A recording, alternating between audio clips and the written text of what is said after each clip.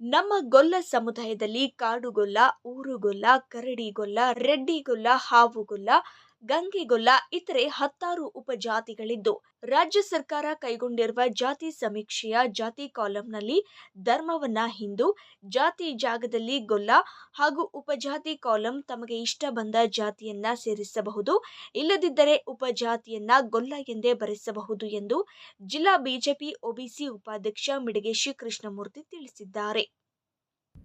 ಎಲ್ಲರಿಗೂ ನಮಸ್ಕಾರ. ಸರ್ವರಿಗೂ ಈಗ ಅತಿ ಮುಖ್ಯವಾಗಿ ನಮ್ಮ ಯಾದವ ಕುಲ ಬಾಂಧವರಿಗೆ ನಮಸ್ಕಾರಗಳು.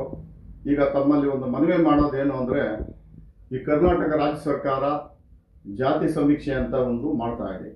ಈ ಜಾತಿ ಸಮೀಕ್ಷೆಯಲ್ಲಿ ಎಲ್ಲ ಜಾತಿಯವರಿಗೂ ಕೂಡ ಇಷ್ಟು ದಿನ ಇದ್ದಿದ್ದು ಈಗ ಹೊಸದಾಗಿ ಸೃಷ್ಟಿ ಮಾಡಿ ಸರ್ಕಾರನೇ ಮತಾಂಧಕ್ಕೆ ಸಪೋರ್ಟ್ ಮಾಡ್ತಾ ಇದೆ. ಬ್ರಾಹ್ಮಣ Christian, Lingayat Christian, Vokkaliga Christian, ಗೊಲ್ಲ ಕ್ರಿಶ್ಚಿಯನ್ನು, ಈ ಥರ ಕ್ರಿಶ್ಚಿಯನ್ನನ್ನು ಮುಂದಿಟ್ಕೊಂಡು ಜಾತಿ ಸಮೀಕ್ಷೆ ಮಾಡೋಕ್ಕೆ ಸರ್ಕಾರ ಬಂದಿದೆ. ಆದ್ದರಿಂದ ನಮ್ಮ ಕುಲಬಾಂಧವರಿಗೆ ನಾವು ಮನವಿ ಮಾಡೋದೇನು ಅಂದರೆ, ತಾವು ಧರ್ಮನ ಸ್ಪಷ್ಟವಾಗಿ ಹಿಂದೂ ಧರ್ಮ ಅಂತ ನಮೂದಿಸಿ ಜಾತಿ ಕಾಲಂನಲ್ಲಿ ಗೊಲ್ಲ, ಉಪಜಾತಿಯಲ್ಲಿ ನಿಮ್ಗೆ ಯಾವ್ದು ಬರುತ್ತೋ ಅದು ಮಾಡ್ಕೊಳ್ಳಿ. ನಿಮ್ಮ ಕಟ್ಟುಪಾಡು, ನಿಮ್ಮ ಸಂಸ್ಕೃತಿ, ನೀವೇನು ಅನುಸರಿಸ್ತೀರಾ ಅದನ್ನ ಉಪಜಾತಿಯಲ್ಲಿ ಬರ್ಸ್ಕೊಳ್ಳಿ. ಆದರೆ ಪ್ರಧಾನವಾಗಿ ಜಾತಿ ಬಂದಾಗ ಗೊಲ್ಲ. ಯಾಕೆ ಅಂದರೆ, ಎಷ್ಟೋ ಜನ ನಮ್ಮ ಮುಖಂಡರುಗಳೇ ಅವರ ಆಸೆ ಅನ್ವೇಷಣೆಗೋಸ್ಕರ ಅವರ ಒಂದು ಅವ್ರಿಗೇನೋ ಒಂದು ಅಧಿಕಾರ ಕೊಡ್ತೀನಿ, ಮತ್ತೊಂದು ಆಸೆ ಅನ್ವೇಷ ತೋರಿಸಿರೋದ್ರಿಂದ ಆ ಒಂದು ಮುಖಂಡರುಗಳು ಕಾಡುಗೊಲ್ಲ ಅಂತ ಬರ್ಸಿ ಅಂತ ನಮ್ಮ ಜನಾಂಗದಲ್ಲೇ ಜನನ ತಪ್ಪುದಾರಿಗೆ ತರ್ತಾ ಇದ್ದಾರೆ. ಕಾಡುಗೊಲ್ಲ ಅಂತ ಬರ್ಸಿದ್ರೆ ನಿಮಗೆ ಸರ್ಕಾರದಿಂದ SC ST ಸವಲತ್ತು ಸಿಗುತ್ತೆ. ಗೊಲ್ಲ ಕ್ರಿಶ್ಚಿಯನ್ ಅಂತ ಬರ್ಸಿದ್ರೆ ನಿಮ್ಗೆ SC ST ಸವಲತ್ತು ಸಿಗುತ್ತೆ. ಆದ್ದರಿಂದ ದಯವಿಟ್ಟು ಯಾವುದೇ ತಪ್ಪು ಮಾಹಿತಿಗಳಿಗೆ ಕಿವಿಗೊಡಬೇಡಿ. ಕುಲಬಾಂಧವರೇ, ತಾವು ಸ್ಪಷ್ಟವಾಗಿ ಗೊಲ್ಲ ಅಂತ ಬರ್ಸ್ರಿ. ಯಾಕೆ ಅಂದರೆ, ಈ ಗೊಲ್ಲ ಅನ್ನೋ ಪದ, ಯಾದವ ಅನ್ನೋ ಪದ ಇವತ್ತಿಂದಲ್ಲ, ಸನಾತನ ಧರ್ಮದಿಂದ ಬಂದಿರತಕ್ಕಂಥದ್ದು. ಶ್ರೀಕೃಷ್ಣ ಪರಮಾತ್ಮ ದ್ವಾಪರ ಯುಗದಲ್ಲಿ ಗೊಲ್ಲರ ಮನೆಯಲ್ಲಿ ಜನ್ಮ ತಾಳದಂಥ ಒಂದು ಜಾತಿ. ಇವತ್ತು ಕೂಡ ನಮ್ಮ ತಿರುಪತಿಯಲ್ಲಿ ಹೋದ ಪ್ರವೇಶದವರಲ್ಲೇ ಗೊಲ್ಲ ಮಂಟಪಂ ಅಂತ ಬರ್ತಿದ್ದಾರೆ. ಈ ಗೊಲ್ಲ ಮಂಟಪಂ ಅಂತ ಬರಿಬೇಕಾದ್ರೆ ಸುಮ್ಮನೆ ಬರೀತಾರ ಅವರು? ಯಾಕೆಂದರೆ ವೆಂಕಟೇಶ್ವರ ಸ್ವಾಮಿ ಯಾದವ ಗೊಲ್ಲರ ಒಂದು ವಂಶದಲ್ಲಿ ಜನ್ಮ ತಾಳಿರೋಂಥ ವ್ಯಕ್ತಿ. ಅದರಿಂದ ಬೆಳಿಗ್ಗೆ ವೆಂಕಟೇಶ್ವರ ಸ್ವಾಮಿ ಮೊದಲನೇದಾಗಿ ಗೊಲ್ಲರ ಒಬ್ಬ ವ್ಯಕ್ತಿಗಳನ್ನ, ಗೊಲ್ಲ ಮನೆತನವ್ರನ್ನ ದರ್ಶನ ಮಾಡಬೇಕು ಅನ್ನೋ ಉದ್ದೇಶಕ್ಕೆ ಆ ಒಂದು ಗೊಲ್ಲ ಮಂಟಪ ಸ್ಥಾಪನೆ ಮಾಡವ್ರೆ. ಮನೆ ಕುಲ ಬಾಂಧವರೇ, ನಮ್ಗೆ ಯಾವುದೇ ಒಂದು ಸವಲತ್ತು ಸಿಗುತ್ತೆ ಅನ್ನೋದೆಲ್ಲ ಸುಳ್ಳು ಮಾತು. ಈಗ ನಮ್ಮ ಸರ್ಕಾರ ಏನು ಮಾಡಿದೆ, ಸರ್ಕಾರನೇ ಹಿನ್ನೆಲೆಯಾಗಿ ಬ್ಯಾಕ್ಗ್ರೌಂಡ್ ಆಗಿ ಮತಾಂತರ ಮಾಡಕ್ಕೆ ಹೊರಟಿದೆ. ಕ್ರಿಶ್ಚಿಯನ್ ಅಂತ ಬರ್ಸಿದ್ರೆ SC ಸವಲತ್ತು ಕೊಡ್ತೀನಿ, ಕಾಡುಗೊಲ್ಲ ಅಂತ ಬರ್ಸಿದ್ರೆ SC ಸವಲತ್ತು ಕೊಡ್ತೀನಿ ಅಂತ ದಯವಿಟ್ಟು ಅದೆಲ್ಲ ಹೋಗ್ಬಿಡ್ಬೇಡ್ರಿ. ನೀವು ಸ್ಪಷ್ಟವಾಗಿ ಗೊಲ್ಲ ಅಂತ ನಮೂದಿಸಿ ಉಪಜಾತಿಯಲ್ಲಿ ನೀವು ಯಾವುದಾದ್ರೂ ಜಾತಿ ಬರೀರಿ. ಈಗ ನಾನು ಹೇಳೋದು, ನಿಮ್ಮ ಕಟ್ಪಾಡು, ನೀವು ಕೊಡೋದು ತಗೊಳ್ಳೋದು ನಿಮ್ಮ ಸಂಪ್ರದಾಯ, ನೀವೇನು ಬೇಕಾದ್ರೂ ಅನುಸರಿಸಿ, ಅದೆಲ್ಲ ನಿಮಗೆ ಬಿಟ್ಟಂಥ ವಿಚಾರ. ಮೇಲ್ನೋಟಕ್ಕೆ ಸಾಮಾಜಿಕವಾಗಿ ಬಂದಾಗ ನಾವೆಲ್ಲರೂ ಕೂಡ ಗೊಲ್ಲರು. ಯಾಕೆಂದರೆ ಗೊಲ್ಲನ್ನು ಗೆದ್ದೋನಿಲ್ಲ, ಭೂಮಿನ ಕದ್ದೋನಿಲ್ಲ ಅನ್ನೋ ಒಂದು ಮಾತಿದೆ.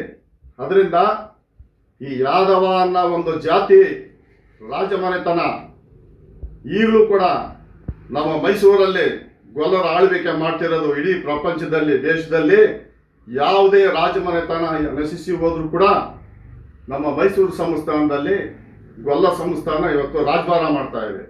ನಾವು ಹೆಮ್ಮೆಯಿಂದ ಹೇಳ್ಕೋಬೇಕು. ಯಾಕೆಂದರೆ ಯಾವುದೇ ಒಂದು ಪುರಾಣ ಪುಣ್ಯ ಕಥೆಗಳಲ್ಲಿ, ಚರಿತ್ರೆಗಳಲ್ಲಿ ಇಲ್ಲದೇ ಇರೋಂಥದ್ದು ಗೊಲ್ಲ ಅನ್ನೋ ಪದ ಇವತ್ತು ಮಹಾಭಾರತದಲ್ಲಿ, ಭಗವದ್ಗೀತೆಯಲ್ಲಿ ಬಂದಿದೆ. ನಮ್ಮ ಕ್ಷೇತ್ರದ ಸಹಕಾರಿ ಸಚಿವ ಕೆಎನ್ ರಾಜಣ್ಣನವರು ಮಾಧ್ಯಮದಲ್ಲಿ ಸತ್ಯ ಹೇಳಿದ್ದಕ್ಕೆ ಸಚಿವ ಸ್ಥಾನದಿಂದ ವಜಾ ಮಾಡಿದರು. ಒಟ್ಟಾರೆ ಈ ಸರ್ಕಾರದಲ್ಲಿ ಸತ್ಯ ಹೇಳಬಾರದು ಎಂಬಂತೆ ನಡೆದುಕೊಳ್ಳುತ್ತಿದ್ದಾರೆ ಎಂದರು. ಭಗವದ್ಗೀತೆಯಲ್ಲಿ ಬಂದಿದೆ, ಶ್ರೀಕೃಷ್ಣ ಪರಮಾತ್ಮ ಜನ್ಮ ತಾಳಿರಂತ ಈ ಒಂದು ಜಾತಿ, ಅದರಿಂದ ಜಾತಿನ ದಯವಿಟ್ಟು ವಿಂಗಡಣೆ ಮಾಡಬೇಡಿ. ಯಾಕೆ ಅಂದರೆ ಈಗಾಗಲೇ ಕರ್ನಾಟಕದಲ್ಲಿ 10 ರಿಂದ 15 ಲಕ್ಷ ಗೊಲ್ಲರಿದ್ದಾರೆ ಅಂತ ತೋರಿಸ್ತಾ ಇದ್ದಾರೆ. ಸುಮಾರು ನಾವು 60 ರಿಂದ 75 ಲಕ್ಷ ಇದ್ದೀವಿ ಗೊಲ್ಲ ಜನಸಂಖ್ಯೆ. ನಮ್ಮ ಗೊಲ್ಲ ಜನಸಂಖ್ಯೆಯಲ್ಲಿ ನಾವೇ ಅನೇಕ ಪಂಗಡಗಳು ಮಾಡಿದ್ರೆ ನಮ್ಮ ಒಗ್ಗಟ್ಟು ಹೋಗುತ್ತೆ.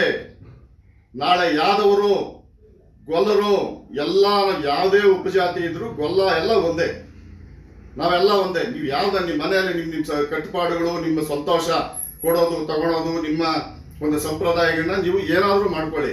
ಉಪಜಾತಿಗಳು ಇದ್ದೇ ಇರುತ್ತೆ, ಎಲ್ಲ ಜಾತಿಯಲ್ಲಿ ಇರುತ್ತೆ. ಆದರೆ ಗೊಲ್ಲ ಅನ್ನೋರು ಎಲ್ಲ ಒಂದು ಏಕೀಕೃತವಾಗಿ ಗೊಲ್ಲ ಅನ್ನೋ ಒಂದು ಜಾತಿ ಬರಬೇಕು. ಮೊನ್ನೆ ಇತಿಹಾಸಕಾರರು ಮಹೇಂದ್ರ ಕುಮಾರ್ ಒಂದು ಮಾತು ಹೇಳಿದ್ರು. ಏನು ಅಂದರೆ ಅವರು ಈ ಮೈಸೂರು ಇತಿಹಾಸ ಎಲ್ಲ ಕೂಡ ಹೇಳ್ತಾ ಇರ್ತಾರೆ, ಮೈಸೂರಿನ ಕಥೆಗಳು. ಅವರು ಎಲ್ಲ ಜಾತಿಯವ್ರಿಗೂ ಬೆಂಬಲವಿದೆ, ಮೈಸೂರು ಮಹಾರಾಜರಿಗೆ ಜಾತಿ ಬೆಂಬಲ ಇಲ್ಲ ಅಂತ ಹೇಳಿದ್ರು. ಅವ್ರ ಮಾತು ನಾನು ಕೇಳಿದೆ. ಅದನ್ನು ಮೈಸೂರು ಮಹಾರಾಜರಿಗೆ ಜಾತಿ ಬೆಂಬಲ ಇಲ್ಲ ಅಂತ ಇಲ್ಲ, ಬೇಕಾದಷ್ಟು ಜಾತಿ ಬೆಂಬಲ ಇದೆ. ಆದರೆ ಮೈಸೂರು ಮಹಾರಾಜರು ತನ್ನ ಜಾತಿಯವ್ರನ್ನು ಉಪಯೋಗಿಸ್ಕೊಳ್ತಾ ಇಲ್ಲ, ತನ್ನ ಜಾತಿಯವರು ಪ್ರಾಮುಖ್ಯತೆ ಕೊಡ್ತಾ ಇಲ್ಲ. ಅವ್ರನ್ನ ಬಳಸ್ಕೋಬೇಕು. ಮಹಾರಾಜರು ಕರ್ನಾಟಕದಲ್ಲಿರತಕ್ಕಂಥ ಎಲ್ಲ ಗೊಲ್ಲ ಜನಗಳನ್ನು ಅವ್ರನ್ನ ಬಳಸ್ಕೋಬೇಕು. ಅವರ ಒಂದು ಸಂಪರ್ಕ ಇಟ್ಕೊಂಡಾಗ ಇರುತ್ತೆ. ಈಗ ತಾವು ಹೇಳಿದ್ರು ಒಕ್ಕಲಿಗರು ಬೇಕಾದಷ್ಟಿದೆ, ಲಿಂಗಾಯತರು ಬೇಕಾದಷ್ಟಿದೆ ಅಂತ ಅವ್ರು ಬಳಸ್ಕೊತಾ ಇದ್ದಾರೆ. ಆದ್ದರಿಂದ ಮಹಾರಾಜರಿಗೆ ಜಾತಿ ಬೆಂಬಲ ಯಾವತ್ತೂ ಇದೆ.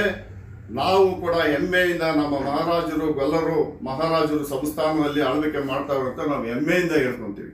ಯಾಕೆಂದ್ರೆ ನಮಗೊಂದು ಇದು.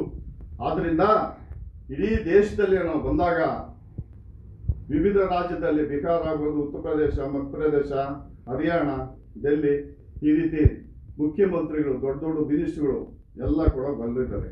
ಇವತ್ತು ಗೊಲ್ಲ ಸಂಖ್ಯೆ ವಿಪರೀತವಾದ ಜನಸಂಖ್ಯೆಯಾಗಿ ಬೆಳೆದಿದೆ. ಎಲ್ಲ ಕ್ಷೇತ್ರದಲ್ಲೂ ಇದೆ. ನಾವು ಹೆಮ್ಮೆಯಿಂದ ಗೊಲ್ಲರು ಅಂತ ಹೇಳ್ಕೊಳ್ಳಿ. ದಯವಿಟ್ಟು ಯಾವುದೇ ಒಂದು ಇದಕ್ಕೆ ಆಸೆ ಮಿಸಿಗೆ ಬಲಿಯಾಗಬೇಡಿ. ನಮ್ಮ ಮುಖಂಡರುಗಳು ಕೆಲವರು ರಾಜಕೀಯ ಲಾಭ ಪಡ್ಕೊಳ್ಳೋಕ್ಕೋಸ್ಕರ ಆ ಒಂದು ಕಾಡುಗೊಲ್ಲ ಅಭಿವೃದ್ಧಿ ನಿಗಮ, ನಾಡುಗೊಲ್ಲ ಅಭಿವೃದ್ಧಿ ನಿಗಮ ಅಂತ ಮಾಡಿಕೊಂಡು ಜಾತಿ ಹೊಡಿತಾವ್ರೆ. ದೇವರಾಜು ಅರಸು ಕಾಲದಾಗಳಿಂದ ಗೊಲ್ಲರು ಅಂತಂದೇ ಬ್ಯಾಕ್ವರ್ಡ್ ಟ್ರೈಬ್ಸ್ ಪ್ರವರ್ಗ 1 ಅಂತಂದೇ ಸರ್ಟಿಫಿಕೇಟ್ ಕೊಟ್ಕೊಂಡು ಬಂದವ್ರೆ. ಇವತ್ತು ತಮ್ಮ ಸರ್ಟಿಫಿಕೇಟ್ ಇರೋದು ಗೊಲ್ಲ ಅಂತಂದೆ, ಅದರಲ್ಲೇನು ಬೇರೆ ಉಪಜಾತಿ ಸರ್ಟಿಫಿಕೇಟ್ ಕೊಡಲ್ಲ ತಹಸೀಲ್ದಾರು.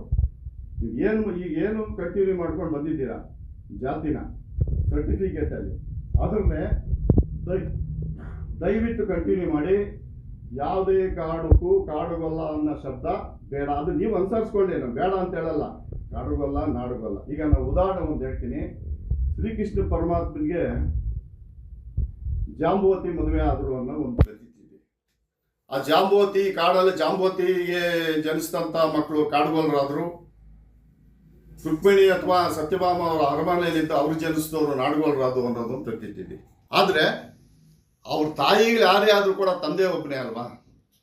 ತಂದೆ ಒಬ್ಬನೇ ಆದ್ರಿಂದ ನಾವು ಗೊಲ್ಲ ಅಂತ ಬರ್ಸ್ರಿ. ದಯವಿಟ್ಟು ನಿಮ್ಗೆ ನಮಸ್ಕಾರ ಮಾಡ್ತೀನಿ. ಯಾಕೆ ಅಂದರೆ ಗೊಲ್ಲ ಒಂದು ಜನಾಂಗದಲ್ಲಿ ಸುಮಾರು 10 ಪಂಗಡಿಗಳಿದೆ. 10 ಪಂಗಡಿಗಳು 2,2 ಸಾವಿರ, 5 ಲಕ್ಷ, 2 ಲಕ್ಷ, 3 ಲಕ್ಷ ಹಿಂಗೆಲ್ಲ ಚಿದ್ರಕೊಂಡು ಹೋದ್ರೆ ಒಗ್ಗಟ್ಟಿರಲ್ಲ. ಒಗ್ಗಟ್ಟಿಗೋಸ್ಕರ ದಯವಿಟ್ಟು ಗೊಲ್ಲ ಅನ್ನೋ ಶಬ್ದನ ತಾವು ಪ್ರಧಾನ ಜಾತಿಯಲ್ಲಿ ಬರೆಸಿ. ಹಿಂದೂ ಇವರೆಲ್ಲ ಹೇಳ್ದಂಗೆ ಇವಾಗ ಒಂದು ಜಾತಿನ ಇವಾಗ ಎಷ್ಟಿಗೆ ಸೇರಿಸ್ತೀನಿ ಅಂತ ಹೇಳ್ತಾ ಇದ್ದಾರೆ. ಎಷ್ಟಿಗೆ ಸೇರಿಸ್ಬೇಕಾದ್ರೆ ಅಷ್ಟು ಸುಲಭ ಅಲ್ಲ, ಸಾಧ್ಯನೇ ಇಲ್ಲ. ಇವತ್ತು ಸಿದ್ದರಾಮಯ್ಯನವರು ಮುಖ್ಯಮಂತ್ರಿಗಳಾಗಿ 2 ಸಾರಿ ಮುಖ್ಯಮಂತ್ರಿ, 3 ಸಾರಿ ಮುಖ್ಯಮಂತ್ರಿ ಆದರು.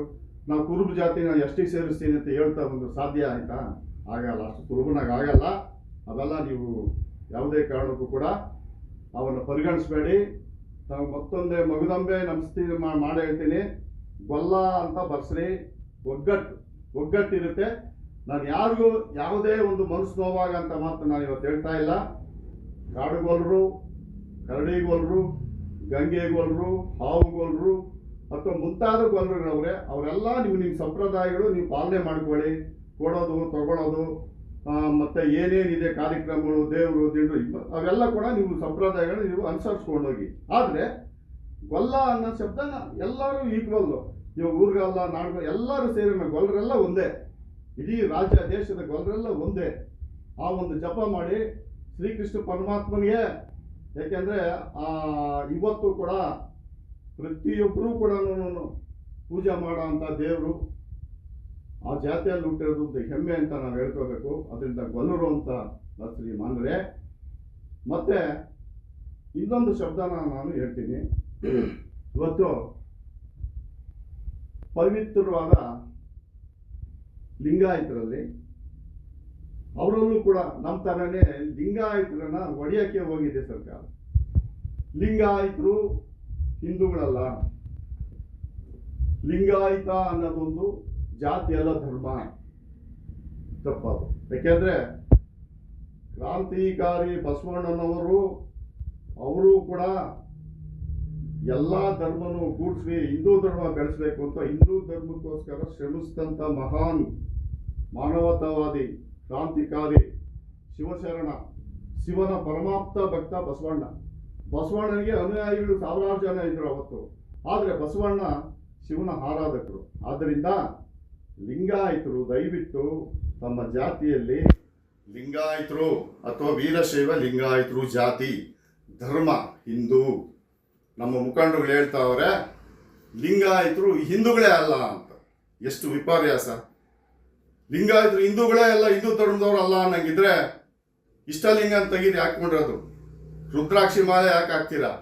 ವಿಭೂತಿ ಯಾಕೆ ಇಡ್ತೀರಾ? ಎಷ್ಟೆಷ್ಟು ಮಠಗಳು, ಗದ್ಗೆ ಮಠಗಳವೆ. ಸಾವಿರಾರು ವರ್ಷಗಳಿಂದ ಋಷಿ ಮುನಿಗಳು ಪರಂಪರೆಯಿಂದ ಬೆಳೆಸ್ಕೊ ಬಂದಿರೋಂಥ ಋಷಿ ಮುನಿಗಳಿಗೆ ಅವರಾದ್ಮೇಲೆ ಇವತ್ತೆಷ್ಟೋ ಜನ ಗುರುಗಳು, ಸನ್ಯಾಸಿಗಳು ಆ ಒಂದು ಆಶ್ರಮಗಳನ್ನ ತ್ರಿವಿಧ ದಾಸೋಹಿಯಾಗಿ ನಡೆಸ್ಕೊಂಡು ಬರ್ತಾವ್ರೆ. ಅವರೆಲ್ಲ ಹಿಂದೂ ಧರ್ಮದ ಆಧಾರದ ಮೇಲೆ ನಡೆಸ್ತಾವ್ರ ಅಥವಾ ಯಾವುದ್ರ ಮೇಲೆ ನಡೆಸ್ತಾ ಇದ್ದಾರೆ? ಇವತ್ತು ಕಾಂಗ್ರೆಸ್ಸಿನ ಕೆಲವು ಮಂತ್ರಿಗಳು ನಾವೆಲ್ಲಿ ಮಾತಾಡಿದ್ರೆ ಅಧಿಕಾರ ಹೋಗುತ್ತೋ. ಉದಾಹರಣೆಗೆ ನಮ್ಮ ಮಧುಗಿರಿ ರಾಜಣ್ಣ ಅವ್ರನ್ನ ಇರೋ ಸತ್ಯನ ಹೇಳಿದ್ದಕ್ಕೆ ಅವ್ರನ್ನ ಸಚಿವ ಸ್ಥಾನದಿಂದ ವಜಾ ಮಾಡಿದ್ರು.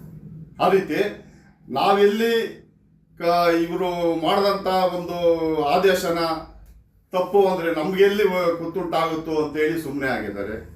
ಇನ್ನು ನಮ್ಮ ಒಕ್ಕಲಿಗರ ಸ್ನೇಹಿತರುಗಳು ಒಕ್ಕಲಿಗರ ಲೆಕ್ಕ ಹಾಕೊಂಡಾಗ ಅದಕ್ಕೂ ಕೂಡ ಕುತ್ತು ತಂದವ್ರೆ. ಒಕ್ಕಲಿಗ ಕ್ರಿಶ್ಚಿಯನ್, ಯಾರು ಕ್ರಿಶ್ಚಿಯನ್? ಇಟಲಿ ಮಾತೆ ಅವರು ಕೃಪ ಕಟಾಕ್ಷ ಇವರು ಎಲ್ಲ ಇದೆಲ್ಲ ನಡೀತಾ ಇರೋದು. ಹಿಂದೂ ಧರ್ಮನ ತಗ್ಗಿಸಿ ಬೇರೆ ಅನ್ಯ ಧರ್ಮನ ಮೇಲ್ತರಬೇಕು ಮಾಡ್ತಿರತಕ್ಕಂಥ ಹುನ್ನಾರ ಇದು. ದಯವಿಟ್ಟು ನಮ್ಮ ಒಕ್ಕಲಿಗರವರಾದರೂ ಕೂಡ ಅಷ್ಟೇ, ಆತ್ಮೀಯರು ಬೇಕಾದಷ್ಟು ಜನ ಸ್ನೇಹಿತರುಗಳೆಲ್ಲ ಇದ್ದಾರೆ. ಅವರು ಪ್ರಧಾನ ಜಾತಿ ಒಕ್ಕಲಿಗ, ಧರ್ಮ ಹಿಂದೂ, ಉಪಜಾತಿ ಮಾಮೂಲಿ. ನಮ್ಮ ಯಾದವ ಅಥವಾ ಗೊಲ್ಲರಲ್ಲಿ ಹೇಳಿದಾಗ ಉಪಜಾತಿ ಅವ್ರವ್ರು ಏನನ್ನ ಅನುಸರಿಸ್ಕೊಳ್ಳಿ ನಿಮ್ಗಿರುತ್ತೆ. ಆದರೆ ತಮ್ಮ ಜಾತಿ ಏನಿದೆ ಆ ಜಾತಿ ಬಿಟ್ಟು ದಯವಿಟ್ಟು ಯಾವುದೇ ಕ್ರಿಶ್ಚಿಯನ್ ಆಗೋದು ಮತ್ತೊಂದು ಮುಗಿದೊಂದಕ್ಕೂ ತಾವು ಆಸೆ ಮಿಷಿಗೆ ಒಳಪಡಬೇಡ್ರಿ. ಹೇಳ್ತಿರೋದೆಲ್ಲ ಸುಳ್ಳು. ಸರ್ಕಾರನೇ ಮತಾಂತರಕ್ಕೆ ಪ್ರಚೋದನೆ ಕೊಡ್ತಾ ಇದೆ. ಇಷ್ಟು ವರ್ಷಗಳು ಇಲ್ದಿದ್ದು ಮಾನ್ಯ ಸಿದ್ದರಾಮಯ್ಯನವರು ಅಧಿಕಾರಕ್ಕೋಸ್ಕರ ಏನು ಬೇಕಾದ್ರೂ ಮಾಡ್ತಾರೆ ಅವರು. ಯಾಕೆಂದರೆ ಅವರು ದೇಶನೂ ಹೊಡಿಬಲ್ರು, ಜಾತಿನೂ ಹೊಡಿಬಲ್ರು, ಧರ್ಮನೂ ಹೊಡಿಬಲ್ರು ಅನ್ನಂಗೆ ಆಗೋಗ್ಬಿಟ್ಟಿದೆ ಇವತ್ತು. ಯಾಕೆಂದರೆ ಬೆಳಿಗ್ಗೆ ಆದರೆ ಯಾವುದೋ ಒಂದು ಕೋಮನವ್ರಿಗೆ, ಯಾವುದೋ ಒಂದು ಜೇತೆ ಅವ್ರಿಗೆ ಅವರು ಇದು ಮಾಡ್ತಾ ಇದ್ದಾರೆ, ಬೇರೆ ಅವ್ರನ್ನ ಬೇರೆ ಥರ ನೋಡ್ತಾವ್ರೆ. ನಮ್ಮ ಸಮಾಜದಲ್ಲಿ ಕೆಲವರು ಕಾಡುಗೊಲ್ಲ ಎಂದು ಬರೆಸಲು ಒತ್ತಾಯಿಸುತ್ತಿದ್ದು, ತಪ್ಪು ಮಾಹಿತಿಗೆ ಕಿವಿಗೊಡಬೇಡಿ. ಗೊಲ್ಲ ಎಂಬ ಪದ ಸನಾತನ ಧರ್ಮದಿಂದ ಬಂದಿದ್ದು, ಶ್ರೀಕೃಷ್ಣ ಪರಮಾತ್ಮ ಇದೇ ಗೊಲ್ಲ ಜನಾಂಗದಲ್ಲಿ ಜನ್ಮ ತಾಳಿದ್ದಾನೆ. ಗೊಲ್ಲ ಸಮುದಾಯದವರು ಅವರವರ ಕಟ್ಟುಪಾಡು ಸಂಪ್ರದಾಯದಂತೆ ಆಚರಣೆ ಮಾಡಿಕೊಳ್ಳಲಿ. ಆದರೆ ನಮ್ಮ ಸಮುದಾಯ ಜಾತಿ ಸಮೀಕ್ಷೆಯಲ್ಲಿ ಎಚ್ಚರದಿಂದ ತಮ್ಮ ಜಾತಿ ಉಪಜಾತಿಯನ್ನ ನಮೂದಿಸುವಾಗ ಎಚ್ಚರ ವಹಿಸಬೇಕೆಂದು ತಿಳಿಸಿದರು.